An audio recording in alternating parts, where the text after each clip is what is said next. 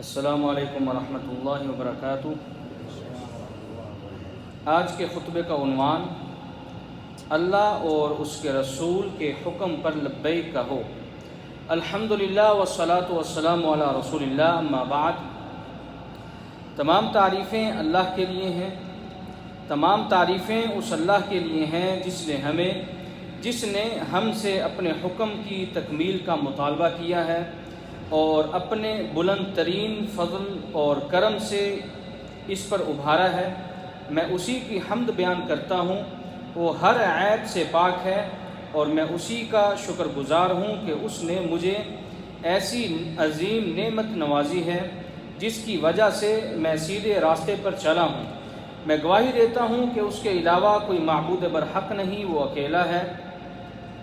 نمازوں اور عبادات کے اندر اس کا کوئی شریک نہیں، اور میں گواہی دیتا ہوں کہ ہمارے سید اور نبی محمد صلی اللہ علیہ وسلم اس کے بندے اور رسول ہیں، جنہوں نے ہمیں بہترین اور سچا منہج عطا کیا۔ اللہ تعالیٰ ان پر، ان کی آل پر اور تمام صحابہ کرام پر رحمت نازل فرمائے۔ حمد و ثنا کے بعد سب سے پہلے میں خود کو، پھر آپ سب کو اللہ تعالیٰ سے ڈرنے کی وصیحت کرتا ہوں۔ فرمان باری تعالیٰ ہے، اے مومنو، خدا سے ڈرو جیسا کہ ڈرنے کا حق ہے، اور مرنا تو مسلمان ہی مرنا۔ اور مزید فرمایا، اے مومنو، خدا اور اس کے رسول کا حکم قبول کرو، جبکہ رسول خدا تمہیں ایسے کام کی طرف بلاتے ہیں جو تم کو زندگی بخشتا ہے، اور جان رکھو کہ اللہ تعالیٰ آدمی اور اس کے دل کے درمیان حامل ہو جاتا ہے، اور یہ بھی کہ تم سب اس کے روبرو جمع کیے جاؤ گے۔ اللہ اور اس کے رسول کی طرف لپکنا ہی اسلام کو صحیح معنوں میں اپنانا ہے، اور یہ ایسا وسیع ترین جملہ ہے کہ ان تمام احکام پر عمل کرنے کا تصور دیتا ہے جس کا ہمیں ہمارے رب اور ہمارے رسول صلی اللہ علیہ وسلم نے حکم دیا ہے۔ کیونکہ ایک مسلمان ہمیشہ اپنی زندگی کے ہر پہلو پر اللہ کی آواز پر لبیک کہتا ہے، چاہے وہ نماز، زکوٰۃ، روزے، والدین کی اطاعت، صلہ رحمی، لباس، ظاہری و باطنی کیفیت اور خرید و فروخت کے مسائل ہی کیوں نہ ہوں۔ اسی طرح ایک مسلمان خاتون بھی ہمیشہ اپنے حجاب، شرمگاہ، زیب و زینت، گھر کی حفاظت، خاوند کے ساتھ تعلقات اور بچوں کی تربیت کے معاملے میں بھی اللہ تعالیٰ کے حکم کی پابند ہوتی ہے۔ بغیر تاخیر کے اللہ تعالیٰ کے حکم کی تکمیل ہی سچے اور کھرے اسلام کی دلیل ہوتی ہے، اور یہی علم نافع اور عمل صالح کا نتیجہ ہے۔ جو اللہ اور اس کے رسول کے حکم پر عمل کرنے کے لیے لپکتے ہیں، یہی لوگ فلاح اور کامیابی پانے والوں میں سے ہیں۔ یہی حقیقی مومن ہیں، یہی اپنے مطلوب کو پانے والے ہیں، یہی وہ لوگ ہیں جن کو کرب اور تکلیف سے اللہ بچا لے گا، ان کی آنکھیں ٹھنڈی کر دے گا اور ان کی روحوں کو بلند مقام عطا کرے گا۔ فرمان باری تعالیٰ ہے، مومنوں کی تو یہ بات ہے کہ جب خدا اور اس کے رسول کی طرف بلائے جائیں تاکہ وہ ان میں فیصلہ کریں تو وہ کہتے ہیں، ہم نے حکم سن لیا اور مان لیا، اور یہی لوگ فلاح پانے والے ہیں۔ یہی ہے وہ خوبی جو ہر مومن میں ہونی چاہیے کہ اس نے اللہ کا حکم سن لیا اور ساتھ ہی اس حکم پر عمل بھی شروع کر دیا، چاہے اسے اچھا لگے یا برا، آسانی ہو یا مشکل، وہ اللہ کے حکم کی تکمیل پر فوراً آمادہ ہو جاتا ہے۔ مگر جو منافق ہوتے ہیں، ان کا تو طریقہ اور وتیرہ ہی یہی ہوتا ہے کہ جب بھی اللہ اور اس کے رسول اطاعت کا مطالبہ کرتے ہیں تو وہ اعراض کرتے ہوئے اپنی ایڑیوں کے بل پھر جاتے ہیں، بلکہ دوسروں کو بھی اللہ تعالیٰ کے راستے سے روکتے ہیں اور نبی اکرم صلی اللہ علیہ وسلم کے حکم کی مخالفت کرتے ہیں۔ اللہ تعالیٰ نے منافقین کی یہ نشانی اپنے کلام پاک میں ذکر کی ہے۔ فرمان باری تعالیٰ ہے، اور جب ان سے کہا جاتا ہے کہ جو حکم خدا نے نازل فرمایا ہے اس کی طرف رجوع کرو اور پیغمبر کی طرف آؤ، تو تم منافقوں کو دیکھتے ہو کہ تم سے اعراض کرتے اور ٹھہر جاتے ہیں۔ اے اللہ کے بندو، اللہ اور اس کے رسول جو جواب دینا ہی عقل اور دل کے زندہ ہونے کی نشانی ہے، اللہ اور اس کے رسول کو جواب دینا ہی عقل اور زندہ دل کی نشانی ہے۔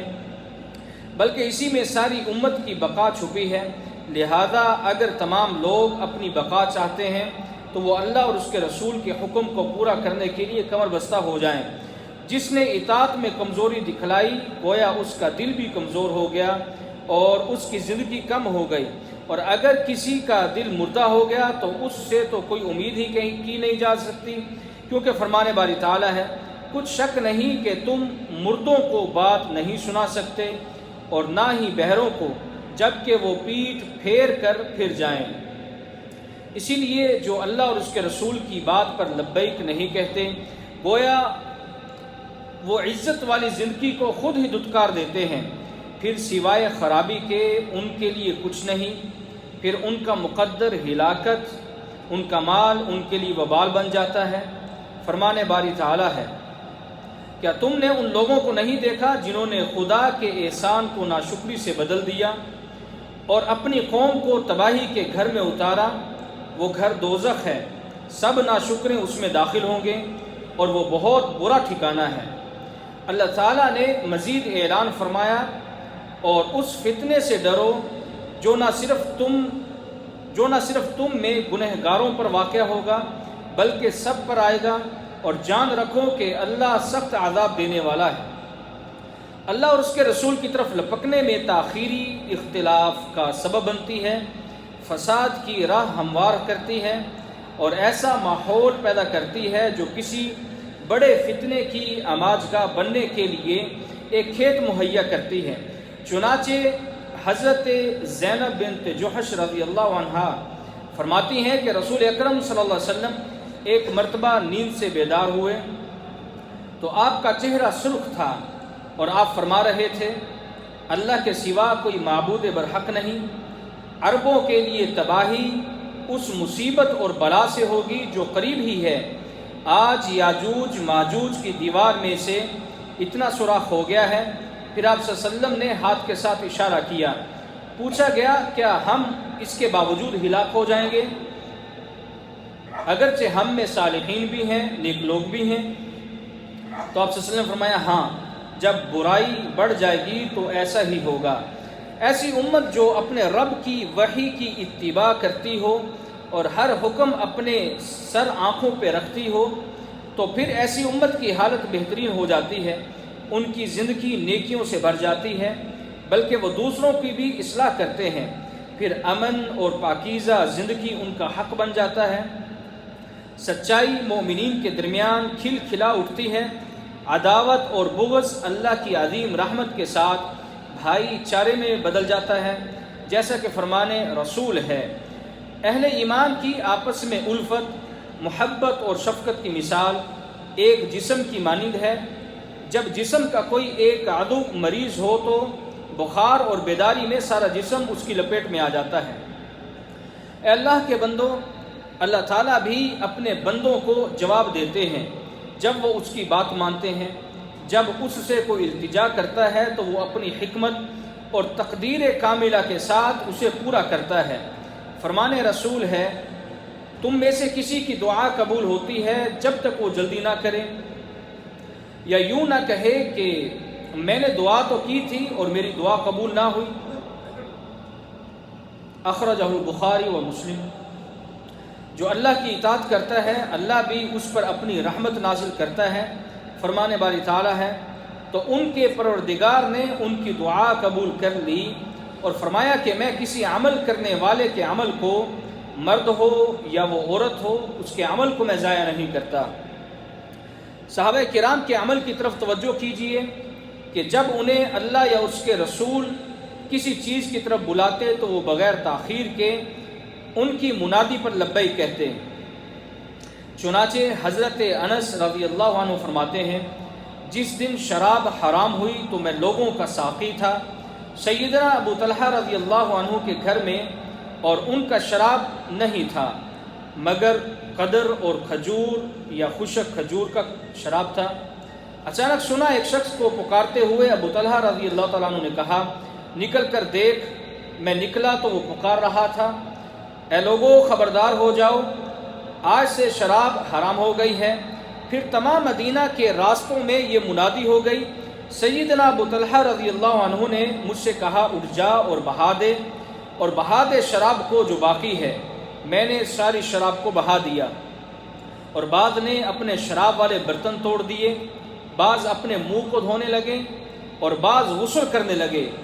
ام سلیم خوشبو لے کر آ گئیں۔ پھر ہم مسجد میں گئے تو رسول اللہ صلی اللہ علیہ وسلم اس آیت کی تلاوت فرما رہے تھے، یا ایھا الذین آمنوا انما الخمر والمیسر والانصاب والازلام رجس من عمل الشیطان فاجتنبوہ لعلکم تفلحون۔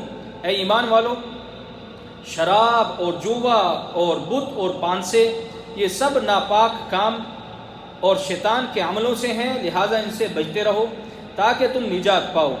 اسی طرح ایک اور واقعہ حضرت عائشہ رضی اللہ تعالیٰ عنہ بیان کرتی ہیں، فرماتی ہیں کہ قریش کی عورتیں بھی فضیلت والی ہیں، لیکن میں اللہ کی قسم کھا کر کہتی ہوں کہ انصار کی عورتوں سے زیادہ عظمت والی میں نے آج تک عورتیں نہیں دیکھی، جو اللہ تعالیٰ کی کتاب پر سختی سے عمل کر کے اس کی تصدیق کرتی ہیں۔